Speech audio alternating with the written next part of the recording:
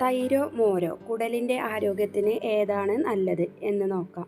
കുടലിൻ്റെ ആരോഗ്യം മെച്ചപ്പെടുത്തുന്നതിന് പ്രോബയോട്ടിക്സ് അത്യാവശ്യമാണ്. പ്രോബയോട്ടിക്സ് എന്നാൽ നമ്മുടെ ദഹന വ്യവസ്ഥയിലെ നല്ല ബാക്ടീരിയകളെ വർദ്ധിപ്പിക്കുന്ന ആഹാര പദാർത്ഥങ്ങളാണ്.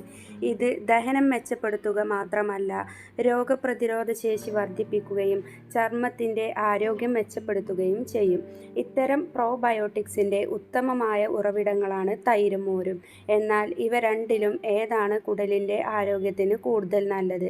ഇതിനെക്കുറിച്ച് നമുക്ക് നോക്കാം. തൈരും മോരും പ്രോട്ടീൻ, കാൽസ്യം തുടങ്ങിയ പോഷകങ്ങളാൽ സമ്പന്നമാണ്. ഇവ രണ്ടും കുടലിൻ്റെ ആരോഗ്യത്തിന് വളരെ നല്ലതാണ്.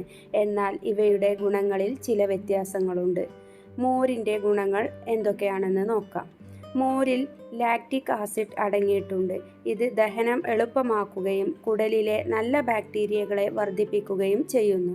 തൈരിനേക്കാൾ ദഹനം എളുപ്പമുള്ളതാണ് മോര്. ഏത് സമയത്തും കഴിക്കാവുന്നതാണ് മോര്. മോര് ശരീരത്തെ ജലാംശമുള്ളതാക്കി നിലനിർത്താൻ സഹായിക്കുന്നു. ഇത് ശരീരത്തിൻ്റെ ഹൈഡ്രേഷൻ നിലനിർത്തുന്നു. തൈരിൻ്റെ ഗുണങ്ങൾ നോക്കാം. തൈരിൽ മോരിനേക്കാൾ കൂടുതൽ പ്രോബയോട്ടിക് അംശങ്ങൾ അടങ്ങിയിട്ടുണ്ട്. പ്രോട്ടീൻ കൂടുതലായി ശരീരത്തിലെത്താൻ തൈരാണ് നല്ലത്.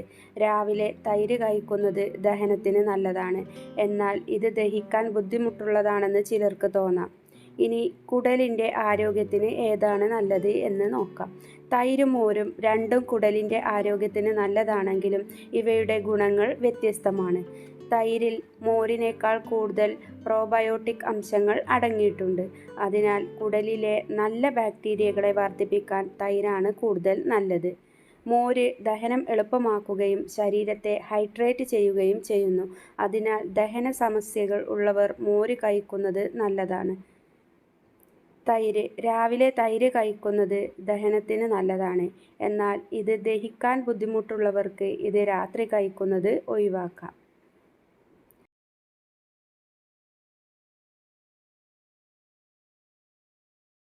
This video sponsored by Buymoto e-shopping application is one of the online shopping app.